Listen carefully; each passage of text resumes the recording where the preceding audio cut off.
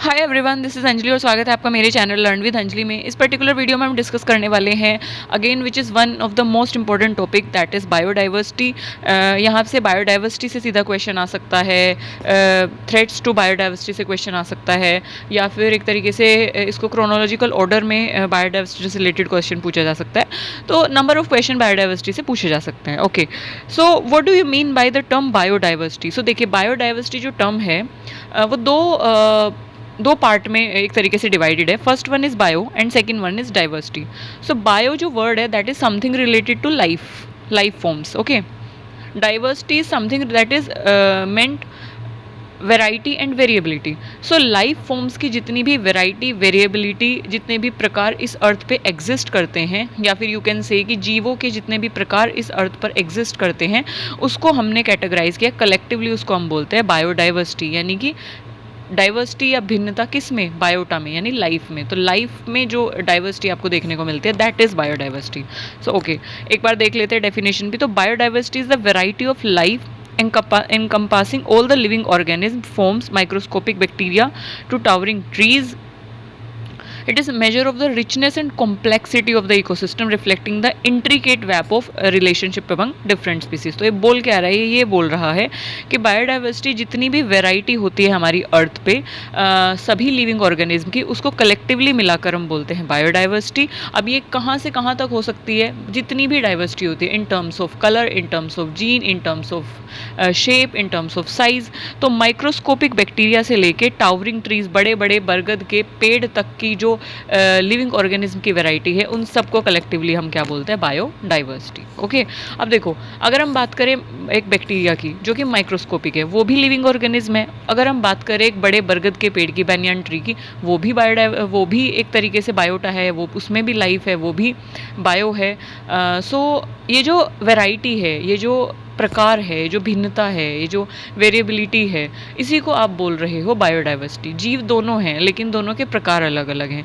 तो from microscopic bacteria to towering trees to different different shapes of organism, in terms of genes, in terms of species, in terms of ecosystem, आप सभी को collectively क्या बोलते हो?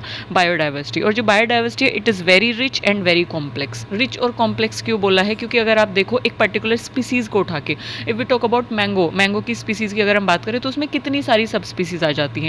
अगर हम टाइगर की बात करें तो कितनी सारी सब स्पीसीज आ जाती है। डॉग्स की बात करें तो कितनी सारी ब्रीड आ जाती हैं। तो एक पर्टिकुलर स्पीसीज के अंदर भी आपकी बहुत सारी सब स्पीसीज या ब्रीड्स होती हैं। तो इस तरीके से बहुत ज़्यादा रिच है हमारी बायोडाइवर्सिटी, कॉम्प्लेक्स है, बहुत ज़्यादा कॉम्प्लेक्स है कि एक छोटे से माइक्रोस्कोपिक ऑर्गेनिज्म से लेके एक बड़े से ट्री तक आपकी बायोडाइवर्सिटी होगी। Dinosaur they are living organism, तो वो एक तरीके से, अब तो खैर नहीं है, तो वो बायोडाइवर्सिटी में कंसिडर किए जाते हैं। तो you can say it is rich and it is as well as it is complex. So इसको ये बोला गया है। Okay, and they are interrelated to each other. जैसे we human beings are like dependent on plants are dependent on animals in terms of gaining carbon dioxide, and animals are dependent on plant. तो एक तरीके से biodiversity में क्या होता है कि all the living beings are एक तरीके से they are interdependent on each other. तो एक कॉम्प्लेक्स वेब ये क्रिएट करता है। Now moving on to the importance of biodiversity. हम पढ़ना क्यों चाहते हैं बायोडाइवर्सिटी के बारे में, हम पढ़ क्यों रहे हैं बायोडाइवर्सिटी के बारे में? If we talk about importance, तो सबसे पहला हमारा आता है इकोसिस्टम सर्विसेज, फिर आता है हमारा इकोनॉमिक बेनिफिट, फिर आती है हमारी कल्चरल वैल्यू, एंड देन आती है हमारी रिजिलियंस। ओके, तो एक एक करके हम इनको पढ़ते हैं। If we talk about ecosystem services, तो बायोडाइवर्सिटी हमें ना कुछ सर्विसेज प्रोवाइड करती है, इकोसिस्टम सर्विसेज प्रोवाइड करते हैं। कैसी होती हैं वो सर्विसेज, क्या होती हैं वो सर्विसेज? तो बायोडाइवर्सिटी एक वाइटल इंपॉर्टेंट रोल प्ले करती है by regulating our planet, climate, purify air, water, and providing essential resource like food, medicine and building materials. Okay, तो हमारा जो इकोसिस्टम होता है ना, हमारा इकोसिस्टम जो है हमें बहुत सारी सर्विसेज प्रोवाइड करते हैं, ह्यूमंस को, एनिमल्स को, या एक तरीके से एनवायरनमेंट को, प्लैनेट को, बहुत सारी ना सेवाएं प्रदान करता है फ्री में। तो अब ये कैसे होती हैं? अब जैसे फॉर एग्जांपल कि हम बात कर रहे हैं, हम हर्बल मेडिसिन के बारे में बात करते हैं, हम आयुर्वेदा के बारे में बात करते हैं। तो वो जो पत्ते होते हैं, वो जो मेडिसिन्स होती हैं, वो जो फ्रूट्स होते हैं, क्रॉप्स जो हम खाते हैं, जो सारी चीज़ें होती हैं, वो हमें मिलती कहाँ से हैं? इफ़ यू टॉक अबाउट कि India is an agrarian country, तो मोस्ट ऑफ द इंडिया की जो इकोनॉमी है वो किस पर टिकी हुई है? एग्रीकल्चर पे। तो वो एग्रीकल्चर क्या है? That is biodiversity that is living organism, है ना, प्लांट्स हैं। तो जो ये बायोडाइवर्सिटी है ना, इससे हमें तरह तरह की चीज़ें मिलती है, फूड मिलता है, मेडिसिन मिलती है, हर्बल मेडिसिन की जब आप बात करते हो, आयुर्वेदा की बात करते हो तो मेडिसिन मिलती हैं। अगर आप एग की बात करो, मिल्क की बात करो, कहाँ से मिल रहे हैं, मीट की बात करो, एनिमल से मिल रहे हैं, ठीक है। तो एनिमल्स हैं, प्लांट्स हैं, ये सब क्या है, बायोडाइवर्सिटी है। तो इन सबसे कहीं ना कहीं हमें फूड मिलता है, मेडिसिन मिलती है, बिल्डिंग मटेरियल्स हम यहाँ से लेते हैं, ठीक है। तो हमारे प्लैनेट को रेगुलेट करने में, इस तरीके की सर्विसेज प्रोवाइड करने में ये बहुत ज़्यादा हेल्पफुल है। तो इसलिए हम बोलते हैं कि हमें इकोसिस्टम सर्विसेज प्रोवाइड करते हैं। ये हमारे प्लैनेट को क्या करते हैं, प्यूरिफाई करते हैं, क्लाइमेट चेंज को कंट्रोल करते हैं। जैसे कि अगर हम प्लांट की बात करें तो प्लांट CO2 को क्या कर देते हैं, एब्जॉर्व कर लेते हैं, जिसको कार्बन सिंकर्स भी बोला जाता है। ओशंस जो होते हैं क्या करते हैं, कार्बन को एक तरीके से सिंक कर लेते हैं, तो कार्बन सिंकर्स इनको बोला जाता है। तो अल्टीमेटली ये क्या कर रहे हैं, क्लाइमेट चेंज को कंट्रोल कर रहे हैं, है ना। अब एयर को प्योरीफाई करते हैं, ऑब्वियसली प्लांट में जो ये फोटोसिंथेसिस की साइकिल है, क्या करती है, CO2 को लेते हैं और ऑक्सीजन को रिलीज करते हैं, एयर को प्योरीफाई कर रहा है, वाटर को प्योरीफाई करते हैं फोटो रेमिडिएशन के थ्रू, फाइटो रेमिडिएशन के थ्रू, सॉरी, ओके। सो इस तरीके की जो सर्विसेज है वो प्लांट्स और एनिमल हमें प्रोवाइड करते हैं। और दीज प्लांट्स एंड एनिमल्स की जो वैरायटी है, इसी को तो हम बायोडाइवर्सिटी बोल रहे हैं। तो हुआ ना कि ये हमें इकोसिस्टम सर्विसेज प्रोवाइड कर रहे हैं, इन terms of food, in terms of medicine, in terms of everything, okay. I hope आपको ये पॉइंट क्लियर हुआ होगा, क्योंकि ये बहुत इंपॉर्टेंट चीज़ें हैं, बहुत इंपॉर्टेंट पॉइंट है। जब आपका UGC नेट एग्ज़ाम होता है तो उसमें किस तरीके से पूछा जाता है, उसमें ये जैसे आपके पास 4 ऑप्शंस होते हैं, तो उसमें इस तरीके से पूछा जा सकता है कि बायोडाइवर्सिटी हमें कौन सी सर्विसेज प्रोवाइड करता है। आपको 3 ऑप्शन करेक्ट देंगे और एक ऑप्शन आपको गलत दे देंगे। तो वहाँ से आपको ये एक तरीके से, क्योंकि आपको एक्सप्लेनेशन नहीं दी होगी ना, जिस तरीके से हमने यहाँ पे एक्सप्लेनेशन प्रोवाइड की है, तो ये तो समझाने के लिए है, लेकिन वहाँ पे सिर्फ और सिर्फ आपको हेडिंग प्रोवाइड करेगा वो। तो you have to understand that thing कि इसके लिए आपको पता होना चाहिए कि किस तरीके से वो हमें इकोसिस्टम सर्विसेज प्रोवाइड कर रहा है और किस तरीके से वो हमें इकोनॉमिक बेनिफिट प्रोवाइड कर रहा है। या फिर आपसे ये मैच द फॉलोइंग में भी पूछा जा सकता है। Second one is economic benefit. Economic is something related to that money, monetary benefit. तो अब हमें जो बायोडाइवर्सिटी है वो किस तरीके से मॉनेटरी बेनिफिट प्रोवाइड कर रहा है, इकोनॉमिक बेनिफिट प्रोवाइड कर रहा है। अच्छा, हेल्दी इकोसिस्टम क्या करते हैं, they support thriving economies, provide जो food security, sustainable tourism opportunity और etcetera etcetera, okay. Now come to the point. आपने नेशनल पार्क के बारे में सुना होगा, आपने ज़ू के बारे में सुना होगा, बोटेनिकल गार्डन्स के बारे में सुना होगा, म्यूज़ियम्स के बारे में सुना होगा, हर्बेरियम्स और एक तरीके से नेचुरल पार्क्स के बारे में सुना होगा, वाइल्ड लाइफ सेंचुरीज़ के बारे में सुना होगा। तो ये सब क्या हैं, दे आर द स्पॉट्स जहाँ पे प्लांट्स को, एनिमल्स को कंजर्व किया जाता है या रखा जाता है। अच्छा, प्लांट्स और एनिमल को कंजर्व करने के साथ साथ हम यहाँ पे घूमने जाते हैं। Rajaji national park in that Uttarakhand, है ना। जिम कॉर्बेट नेशनल पार्क सुना होगा आपने, और ये काजीरंगा नेशनल पार्क। तो ये सब जो नेशनल पार्क हम यहाँ पे घूमने जाते हैं, अब चाहे हम वन ऑन राइनोसोर्स को देखने जाएं, या फिर टाइगर्स को देखने जाएं, या फिर लायंस को देखने जाएं, या फिर हम जो है कियोलादियो बर्ड सेंचुरी जाएं बर्ड्स को देखने के लिए। तो अब जब हम वहाँ पे जाते हैं तो वहाँ पे कुछ लोगों की ड्यूटीज़ भी होती हैं, लोग वहाँ पे एक तरीके से लोगों को जॉब्स भी मिलती हैं, ठीक है। जब हम वहाँ पे घूमने जाते हैं तो उनका फ़ायदा होता है, पैसा भी मिलता है। तो ये सारा पैसा जो है वो इस तरीके से सर्कुलेट जो हो रहा है, पूरा एक चेन बनी हुई है। ये आ कहाँ से रहा है, ये आ रहा है, मेन क्या है, मेन है आपकी नेचर सीनरी। हम नेचर को देखने ही तो जा रहे हैं, हम स्विट्ज़रलैंड जाते हैं, या हम मनाली जाते हैं, शिमला जाते हैं, हम पहाड़ों को, नेचर को, सीनरी को एंजॉय करने के लिए जाते हैं। तो वो जो नेचर है उसने तो हमसे कुछ मांगा ही नहीं, वो फ्री ऑफ कॉस्ट एक तरीके से वो सीनरी हम देख रहे हैं, और वहाँ से पूरी एक चेन बनी हुई है कि हम वहाँ से पैसा कमा सकते हैं। किसकी फॉर्म में, टूरिज्म की फॉर्म में। ये जो सस्टेनेबल टूरिज्म, ये जो इको टूरिज्म की हम बात करते हैं ना, ये हम नेचर के साथ एक तरीके से कोलैब करके, या नेचर को एक तरीके से साइट सीइंग जिसे आप बोलते हो, तो साइट सीइंग के थ्रू हम मनी मेकिंग करते हैं, ओके। सो ये टूरिज्म का पूरा जो एक यू कैन से कि टूरिज्म का पूरा एक व्यापार जो बना हुआ है, ये किस पर बेस्ड है, नेचर पर बेस्ड है, ओके। अब इसमें, अब जब हम टूरिज्म करेंगे तो उसमें हमें, अगर फॉर एग्जांपल कि हम रिवर राफ्टिंग करते हैं, हम पैराग्लाइडिंग करते हैं, तो उसके लिए हमें इक्विपमेंट्स भी चाहिए। तो फैक्ट्रीज़ को या जो इक्विपमेंट्स बना रहे हैं उनको एक तरीके से रोज़गार मिलेगा, उनको जॉब्स मिलेंगी, फिर यहाँ से वो लोग पैसा कमाएंगे, ठीक है। अब आपने देखा होगा कि गार्ड्स होते हैं जो एक तरीके से हमें यू कैन से कि गार्ड्स होते हैं जो हमें एक तरीके से बताते हैं कि कौन सी जगह कहाँ पे जाना है, या प्रोटेक्ट करते हैं जब हम नेशनल पार्क्स में जाते हैं, ठीक है। फॉरेस्ट रेंजर्स होते हैं। सो ये सब जो लोग जो होते हैं वो कैसे पैसा कमाते हैं, वो इस तरीके की जो हमारी बायोडाइवर्सिटी है उस पर रिलाई करके एक तरीके से वो पैसा कमाते हैं, वो जॉब पाते हैं। तो जो हेल्दी इकोसिस्टम है वो इस तरीके की अपॉर्चुनिटीज़ हमें प्रोवाइड करता है, चाहे वो जॉब्स हो, चाहे वो फूड सिक्योरिटी देना हो, सस्टेनेबल टूरिज्म अपॉर्चुनिटी देना हो, और इस तरीके से पूरी एक चेन बनी हुई है जिसके थ्रू हम पैसा कमाते हैं। और हमारा जो इंडिया है, हमारा जो देश है, हमारा जो भी कंट्री है, उसकी इकोनॉमी इन्हेंस होती है। ओके, इसके बारे में हम एक डिटेल में वीडियो पढ़ेंगे जिसमें हम बायोपायरेसी के बारे में पढ़ेंगे, जिसमें हम कार्टेजिना प्रोटोकॉल के बारे में पढ़ेंगे, नागोया प्रोटोकॉल के बारे में पढ़ेंगे, जेनेटिकली मॉडिफाइड ऑर्गेनिज्म के बारे में पढ़ेंगे। तो तब आपको और अच्छे से चीज़ें क्लियर हो जाएंगी किस तरीके से बायोडाइवर्सिटी एक बहुत ज़्यादा इंपॉर्टेंट रिसोर्स है। ओके, अब अगर इसको हम दूसरे टर्म्स में देखें तो हम गेहूँ धान हम उगाते हैं, फिर उनको बेचते हैं, पैसा कमाते हैं ना। तो वो क्या है? वो बायोडाइवर्सिटी तो है, ये डाइवर्सिटी तो लिविंग ऑर्गेनिज्म है। हम उनको उगाते हैं, क्रॉप्स को उगाते हैं, फिर बेचते हैं, फिर पैसा कमाते हैं। तो हमें फूड सिक्योरिटी के साथ साथ इकोनॉमिक बेनिफिट भी प्रोवाइड करता है। आई होप आपको ये जो सेकेंड पॉइंट है वो क्लियर हो गया होगा।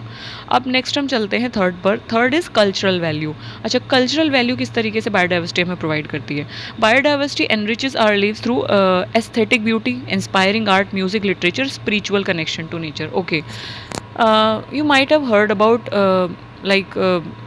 ये स्पा हब्स जो होते हैं, स्पा स्पोर्ट्स जो होते हैं, और वियतनाम में या थाईलैंड में जो कैफ़े होते हैं जो कि कम्प्लीटली रिलाई करते हैं नेचर पे। उनकी जो थीम होती है दैट इज़ के नेचुरल कनेक्शन, नेचर्स कनेक्शन। और जब हम योगा की बात करते हैं, मेडिटेशन की बात करते हैं, तो एकदम से हमारे दिमाग में आता है कि something that is deeply rooted with nature, है ना। तो ये ना तरीके हैं, प्राणिक हीलिंग हो गया है, रेकी हो गया है, हीलिंग हो गया है, मेडिटेशन, योगा, तो ये सब नेचर के साथ कनेक्ट करने के तरीके हैं, और जिसमें मेन जो होता है वो होता है नेचर। तो यहाँ पे जो स्पोर्ट्स बनाए जाते हैं उन्हीं जगहों पे बनाए जाते हैं, उस तरीके से कनेक्ट कराए जाते हैं ताकि हम नेचर से कनेक्ट हो सकें। ओके, तो ये जो बायोडाइवर्सिटी है ना वो हमें क्या करती है कि एक तरीके से एस्थेटिक ब्यूटी भी प्रोवाइड करती है। जैसे आप अपने घरों में आपने बहुत सुंदर बंगलो बनाया, फिर उसके बाहर आप गार्डन बनाते हैं, क्यों? क्योंकि वो इन्हेंस करता है ब्यूटी को। दैट गार्डन इज़ वॉट, वहाँ पे सुंदर सुंदर बटरफ्लाइज आएंगी, बर्ड्स होंगी, एनिमल्स होंगे, चाहे वो स्क्वेरल्स हों, रैबिट्स हों, है ना। बहुत प्यारे प्यारे आप फ्लावर्स लगाओगे तो आप क्या इन्हेंस कर रहे हो? आप aesthetic is something that is related to beauty. तो आप ब्यूटी इन्हेंस करो। ब्यूटी कैसे इन्हेंस हुई? नेचर से इन्हेंस हुई। नेचर क्या है? नेचर इज़ बायोडाइवर्सिटी, चाहे वो एनिमल्स की टर्म्स में हो, चाहे वो प्लांट्स की टर्म्स में हो। तो कल्चरल वैल्यू को, एस्थेटिक ब्यूटी को इन्हेंस करता है, आर्ट को इन्हेंस करता है। आपने देखा होगा कि जब हम पेंटिंग्स देखते हैं, कुछ लोगों को बहुत शौक होता है पेंटिंग बनाने का, ख़रीदने का। नेचर से इंस्पायर होकर हम पेंटिंग्स बनाते हैं, बर्ड से इंस्पायर होकर पेंटिंग्स बनाते हैं, एनिमल से इंस्पायर, जो कि मैग्निफिशेंट एनिमल्स होते हैं, जैसे कि टाइगर है, राइनोसोर्स है, पांडा है। तो ये सब क्या हैं? They are like connected with nature, they are biodiversity. तो इस तरीके से कल्चरल वैल्यू हमें प्रोवाइड करता है इन terms of music, in terms of literature. हम कविताएँ लिखते हैं, पोएम्स लिखते हैं नेचर से कनेक्ट करके, और स्पिरिचुअल कनेक्शन से रिलेटेड होके ये हमें कल्चरल वैल्यू प्रोवाइड करता है। आई होप आपको ये पॉइंट क्लियर हुआ होगा। Okay, sorry. Next one is okay, next one is diverse ecosystem. Next one is resilience. Resilience means का मतलब है कि अगर आप किसी इकोसिस्टम में कोई भी चेंजेस करते हैं तो वो वापस से कितनी जल्दी बाउंस बैक कर सकता है अपनी नेचुरल स्टेट में, दैट इज़ रिजिलियंस। तो जो डाइवर्स इकोसिस्टम है, डाइवर्स इकोसिस्टम का मतलब है कि आपकी एक ही जगह पर आपके माउंटेन्स भी हैं, लेक भी है, फॉरेस्ट भी हैं, तो एक डाइवर्सिटी क्रिएट हो गई है। तो diverse ecosystem they are more resilient to environmental changes, providing a buffer against natural disaster and climate change. तो मान लो क्लाइमेट चेंज होता है, वाइल्ड फायर आती है, तो सारे के सारे पेड़ अगर जल जाते हैं तो एक इकोसिस्टम रहेगा, कौन सा? That is lake ecosystem. Okay, mountainous ecosystem.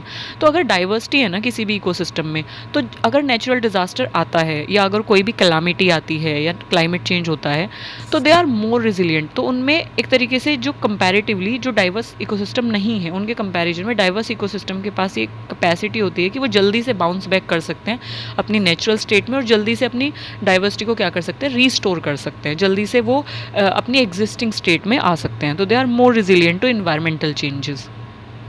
Okay, so that is, so इस तरीके के बेनिफिट्स बायोडाइवर्सिटी हमें प्रोवाइड करती है और बायोडाइवर्सिटी पढ़ने इसलिए इंपॉर्टेंट हो जाता है. So now moving on to next slide, that is threats to biodiversity. Okay, if we talk about threats, तो threats is that is something कि डर या फिर खतरे क्या हैं बायोडाइवर्सिटी को लेके. तो what are some threat can be habitat loss, climate change and pollution. ये 3 हैं, बट ये सबसे मेजर थ्रेट्स हैं जो कि ग्लोबल लेवल पे बायोडाइवर्सिटी को क्या करते हैं, बहुत ही बुरे तरीके से प्रभावित करते हैं. अगर हम हैबिटेट लॉस की बात करें तो हैबिटेट लॉस का मतलब होता है कि बायोडाइवर्सिटी जिस एरिया में है, चाहे वो प्लांट हो चाहे वो एनिमल हो, तो उस एरिया का डिस्ट्रक्शन, उनके नेचुरल हैबिटेट का डिस्ट्रक्शन ख़त्म हो जाना, नेचुरल हैबिटेट का ख़त्म हो जाना या फ्रेगमेंट हो जाना है किसी भी तरीके से या किसी भी वजह से. वो वजह क्या हो सकती है, वो डिफोरेस्टेशन हो सकता है, वाइल्ड फायर हो सकती है, अर्बनाइजेशन भी हो सकता है, या एग्रीकल्चर एक्सपेंशन हो सकता है कि अगर आप किसी एरिया में क्रॉप्स उगाना चाहते हो तो ऑब्वियसली वहाँ के एनिमल्स को आपको हटाना होगा, वहाँ का एरिया आपको क्लियर करना होगा, वहाँ से आपको पेड़ों को हटाना होगा, डिफोरेस्टेशन करना होगा. तो अल्टीमेटली वहाँ पे रहने वाले जो एनिमल्स थे या प्लांट्स थे वो तो ख़त्म हो जाएंगे ना. तो बायोडाइवर्सिटी का जो उनका जो हैबिटेट था, उनका जो घर था, वो तो गया. That is habitat loss. For example आपने सुना होगा जैसे अभी अर्बनाइजेशन बहुत बढ़ रहा है, पॉपुलेशन बहुत ज़्यादा बढ़ रही है, तो अर्बनाइजेशन बढ़ रहा है. ठीक है, अर्बन स्प्रोलिंग पर मेरी एक शॉर्ट्स है, तो आप जाके उसको भी देख सकते हैं. तो अर्बन स्प्रोलिंग बढ़ रहा है, तो उसमें क्या होता है, हम ना प्लॉट्स काटते हैं, है ना. प्लॉट मतलब एक जो एरिया होता है जिसमें पेड़ लगे हुए हैं, तो हम उसको क्या करते हैं, फ्रेगमेंट करते हैं, वहाँ पे प्लॉट काटते हैं और प्लॉट्स बनाते हैं. और उस प्लॉट में हम क्या करते हैं कि उनको बेच देते हैं हम, कि लोग अपना घर बनाएं. और वहाँ पे अल्टीमेटली क्या हो जाता है, एक तरीके से अर्बनाइजेशन सेटअप हो जाता है या कॉलोनीज सेटअप हो जाती है ना. तो इस तरीके से कॉलोनीज इस तरीके से सेटअप होती हैं एक रैंडम या यू कैन से एक एग्रीकल्चर एरिया में या एक फॉरेस्टेड एरिया में. तो वहाँ पे एग्जिस्टिंग जो एनिमल थे उनका तो हैबिटेट लॉस हो जाता है ना. तो that is one of the major threat to biodiversity. Okay, तो बायोडाइवर्सिटी पूरी क्या हो जाती है, ख़त्म. यानी कि एनिमल्स की भी और प्लांट एरिया जो होता है वो कम्प्लीटली क्या हो जाता है, क्लियर हो जाता है. Okay, so next one is climate change. अब क्लाइमेट चेंज किस तरीके से अफेक्ट करता है. अब क्लाइमेट चेंज एक ऐसा यू कैन से कि फैक्टर है ना जो ग्लोबल लेवल पे या ग्लोबल लेवल पे अफेक्ट करता है बायोडाइवर्सिटी को. एक ऐसा एक तरीके से थ्रेट है जो सिर्फ इंडिया में नहीं, जो सिर्फ एक स्टेट में नहीं, ये ग्लोबल लेवल पे एग्जिस्ट करता है और ग्लोबल लेवल पे बायोडाइवर्सिटी को खतरा पहुंचाता है. तो climate change is altering ecosystem world wide, impacting species distribution, breeding patterns and overall survival. अब एक सिंपल सी बात बताइए कि अगर कोई स्पीसीज़ है वो एक नैरो रेंज में रहती है, मतलब कि फॉर एग्जाम्पल वो 20 डिग्री सेल्सियस से लेके 50 डिग्री सेल्सियस में रहती है. क्लाइमेट चेंज होगा तो ऑब्वियस सी बात है टेम्परेचर बढ़ेगा. टेम्परेचर बढ़ेगा तो 70 जाएगा, 80 जाएगा, 90 जाएगा. तो वो स्पीसीज़ तो कम्प्लीटली क्या हो जाएगी, डिस्ट्रॉय हो जाएगी. कम्प्लीटली ख़त्म होने के बाद वो एक्सटिंक्ट हो जाएगी. अब वो स्पीसीज़ ही ख़त्म हो गई तो अनदर स्पीसीज जो उस पर रिलाई करती थी, है ना, जो उससे खाती थी या फूड चेन के टर्म्स में उस पर रिलाई करती थी, तो अल्टीमेटली क्योंकि फर्स्ट स्पीसीज़ गई तो सेकंड स्पीसीज़ का सर्वाइवल भी मुश्किल हो जाएगा, तो अल्टीमेटली वो भी एक्सटिंक्ट हो जाएगी. तो इस तरीके से ये जो पैटर्न है, ये जो चेन है, वो डिस्टर्ब होने की वजह से क्या होता है कि स्पीसीज़ ख़त्म होती जाती हैं. इसका one of the major example है डोडो, है ना, जो कि कम्प्लीटली एक्सटिंक्ट हो चुका है. डायनासोर्स कम्प्लीटली एक्सटिंक्ट हो चुके हैं हैबिटेट लॉस की वजह से. तो इस तरीके से जो क्लाइमेट चेंज है वो क्या करता है, स्पीसीज़ के डिस्ट्रीब्यूशन को अफेक्ट करता है. कौन सी स्पीसीज़ कहाँ मिलेगी उसको अफेक्ट करता है, क्योंकि अगर क्लाइमेट चेंज हो गया तो जिस एरिया में वो स्पीसीज़ रहती थी उस एरिया में पेंगुइन्स है फॉर एग्जाम्पल, तो वो ठंडे इलाकों में रहते हैं. क्लाइमेट चेंज होगा तो इलाका ठंडा नहीं रहेगा, तो ऑब्वियस सी बात है कि वो स्पीसीज़ खुद ब खुद क्या होती जाएंगी, एक्सटिंक्ट होती जाएंगी. ब्रीडिंग पैटर्न को एक तरीके से अफेक्ट करता है, ओवरऑल सर्वाइवल को अफेक्ट करता है, क्योंकि क्लाइमेट चेंज की वजह से जो स्पीसीज़ है वो इतनी जल्दी अडेप्ट कर नहीं पाती है, तो उनकी बॉडी में बहुत सारे मेजर चेंजेस आते हैं जिसकी वजह से क्या होता है, वो अल्टीमेटली मर जाती हैं. If we talk about pollution, तो pollution is one of the major factor जो कि वर्ल्ड वाइड लाई करता है और एक one of the major threat है बायोडाइवर्सिटी का. अब पोल्यूशन किस टर्म्स में, अब हमारे इन्वायरमेंट के मेजर 3 कंपोनेंट है, एयर, वाटर और सॉइल. अब पोल्यूशन हर जगह लाई करता है, एयर में भी लाई करता है, वाटर में भी लाई करता है, सॉइल में भी लाई करता है, और इसके अलावा नॉइज़ पोल्यूशन जो कि आ गया है अभी, थर्मल पोल्यूशन, और ना जाने कितने रेडिएशन पोल्यूशन. तो हर एरिया में पोल्यूशन एक तरीके से एग्जिस्ट कर रहा है, तो जिस भी एरिया में स्पीसीज़ रह रही है, चाहे वो एयर में सर्वाइव कर रही है, वाटर में सर्वाइव कर रही है, सॉइल में सर्वाइव कर रही है, पोल्यूशन की वजह से उसको हर जगह लिमिट होना पड़ रहा है, उसको हर जगह वो इम्पैक्ट पड़ रहा है उस पर। पोल्यूशन आता कहाँ से? इंडस्ट्रियल एक्टिविटीज़ से, एग्रीकल्चरल जो आप एक्टिविटीज़ करते हो वहाँ से, चाहे आप फर्टिलाइजर्स यूज़ कर रहे हो, फंजीसाइड, पेस्टिसाइड्स, वीडीसाइड्स यूज़ कर रहे हो, वेस्ट अगर आप डिस्पोज कर रहे हो, सॉलिड वेस्ट डिस्पोज कर रहे हो, लिक्विड वेस्ट डिस्पोज कर रहे हो वाटर में, या सॉलिड वेस्ट डिस्पोज कर रहे हो, या ई वेस्ट डिस्पोज कर रहे हो सॉइल में, तो वहाँ से निकलने वाला जो पोल्यूशन है वो ना सिर्फ एक तरीके से सरफेस लेवल पे इम्पैक्ट करता है, बल्कि वो ग्राउंड वाटर लेवल तक भी एक तरीके से पेनिट्रेट करता है और स्पीसीज़ को क्या करता है? अफेक्ट करता है। और ओवरऑल इकोसिस्टम हेल्थ को डिग्रेड करने के साथ साथ बायोडाइवर्सिटी को कम्प्लीटली क्या कर देता है? लॉस कर देता है उस एरिया से बायोडाइवर्सिटी। सो आई होप आपको ये क्लियर हुआ होगा कि what are some threats, what are some dangers that are existing which are like major to they are responsible for declining the population of plants, declining the population of animal, and they are like major threats to biodiversity. Now moving on to the protection and restoring. हमने क्योंकि biodiversity के बारे में बात की, हमने problem के बारे में भी बात कर लिया. Now moving on to the solution part कि protection कैसे करना है, इसको restore कैसे करना है, resilient state में इसको कैसे लाना है. अच्छा, सबसे पहला हमारा आता है conservation efforts. तो obvious सी बात है कि सबसे पहला हमें क्या करना चाहिए कि बायोडाइवर्सिटी को बचाने के कुछ तरीके ढूंढने हैं, कंजर्व करने के कुछ तरीके ढूंढने हैं. अब कंजर्वेशन एफर्ट्स में क्या आता है कि एस्टैब्लिशिंग प्रोटेक्टेड एरिया, जैसे मैंने आपको बताया भी है कि प्रोटेक्टेड एरियाज़ की यानी ऐसे एरिया हम सेटअप करें कि जैसे बायोडाइवर्सिटी जहाँ पर है हम उसको उसी एरिया में प्रोटेक्ट कर दें, मतलब रेस्ट्रिक्ट कर दें ह्यूमंस की एंट्री, या रेस्ट्रिक्ट कर देते हैं हम ह्यूमंस की एंट्री. रेस्ट्रिक्ट करने से क्या होगा कि वहाँ पे हैबिटेट फ्रेगमेंटेशन नहीं होगा, पोल्यूशन क्रिएट नहीं होगा. तो अल्टीमेटली क्या होगा कि जो फैक्टर्स इम्पैक्ट कर रहे थे, जो थ्रेट थे बायोडाइवर्सिटी के लिए, वो कम हो जाएंगे अल्टीमेटली. तो प्रोटेक्टेड एरिया एस्टेब्लिश करना. अच्छा, प्रोटेक्टेड एरियाज़ क्या होता है? प्रोटेक्टेड एरियाज़ वो जगहें होती हैं जहाँ पर हम बायोडाइवर्सिटी को क्या कर रहे हैं, बिना इंटरवेंशन के, बिना ह्यूमन इंटरवेंशन के हम उनको क्या कर रहे हैं, प्रोटेक्ट कर रहे हैं उस ही जगह में. प्रोटेक्टेड एरिया दो तरीके के हो सकते हैं, एक्स सीटू भी हो सकते हैं, इन सीटू भी हो सकते हैं. मतलब जिस एरिया में बायोडाइवर्सिटी है उस ही एरिया में उसको प्रोटेक्ट करना, या फिर उसको वहाँ से ले जाके किसी और जगह पर प्रोटेक्ट करना. ठीक है, तो प्रोटेक्टेड एरिया इस्टेब्लिश करना इन terms of biosphere reserve, in terms of natural park, जू, या फिर इन टर्म्स ऑफ ये वाइल्ड लाइफ सेंचुरीज़. सो फिर आता है हमारा मैनेजिंग स्पीसीज़ पॉपुलेशन. ठीक है, फिर आता है हमारा promoting sustainable land use practices and crucial for safeguarding biodiversity. कि लैंड यूज़ प्रैक्टिसेस की हम इस तरीके से इतनी लैंड हम हर जगह एक तरीके से हम हर जगह की लैंड को नहीं यूज़ कर सकते, या हम जगह डेजर्टिफिकेशन कोज नहीं कर सकते. तो हमें लैंड को इस तरीके से यूज़ करना है कि डेजर्टिफिकेशन कोज ना हो, एक लॉन्ग रन में ऐसा ना हो कि वो जो लैंड है वो बैरन हो जाए और वो अल्टीमेटली सस्टेन कर ही ना पाए किसी भी बायोटा को. तो हमें इस तरीके से सस्टेनेबल लैंड यूज़ प्रैक्टिसेस करनी है, बहुत कम से कम फर्टिलाइज़र, पेस्टिसाइड्स वगैरह का यूज़ करना है. तो ये कुछ कंजर्वेशन स्ट्रैटेजी हैं जिनको हम यूज़ कर सकते हैं to safeguard and to protect biodiversity. Next one is restoration initiative. और हम क्या कर सकते हैं कि कुछ रिस्टोरिंग टेक्निक्स एक तरीके से फॉलो कर सकते हैं. Restoring degraded ecosystem through habitat rehabilitation, reforestation, species reintroduction, and that can be revitalized biodiversity. ये कहता है, मतलब ये है इसका कि हम ना कुछ रिस्टोरिंग इनिशिएटिव ले सकते हैं. मतलब जो इकोसिस्टम ख़राब हो चुका है या ख़राब होने की कगार पे है या ख़त्म होने की कगार पे हैं, जहाँ पे थ्रेटन्ड है बायोडाइवर्सिटी, तो उनको हम रिस्टोर करें. ऐसा नहीं है कि हम पोल्यूशन क्रिएट कर रहे हैं, नेगलेक्ट कर रहे हैं. नेगलेक्ट करने की बजाय हमें रिस्टोरिंग टेक्निक पे ध्यान देना है. जैसे कि हमें क्या करना है, रीफॉरेस्टेशन करना है. कि अगर किसी एरिया में प्लांट ख़त्म हो रहे हैं तो वहाँ पे वापस से ट्रीज़ को, प्लांट को प्लांट करना है, रीफॉरेस्ट करना है, स्पीसीज़ को रीइंट्रोड्यूस करना है, वहाँ पे स्पीसीज़ को लाना है ताकि फूड चेन एक राइट पैटर्न में फ़्लो हो सके. तो इंट्रोड्यूस करना है और बायोडाइवर्सिटी को क्या करना है, रिवाइव करना है. ठीक है, ताकि वहाँ का जो इकोसिस्टम है वो रिवाइव हो सके. तो दैट इज़ रीस्टोरेशन, वापस से उसको स्टोर करना. फिर आता है हमारी सस्टेनेबल प्रैक्टिसेस. तो कुछ सस्टेनेबल प्रैक्टिसेस को अडोप्ट करके, जैसे कि इको फ्रेंडली बिजनेसेस को अडोप्ट करके, या इन्वायरमेंटल फुटप्रिंट को यानी कि कार्बन एमिशन को कम करके हम क्या कर सकते हैं, बायोडाइवर्सिटी प्रोटेक्शन में अपना योगदान दे सकते हैं.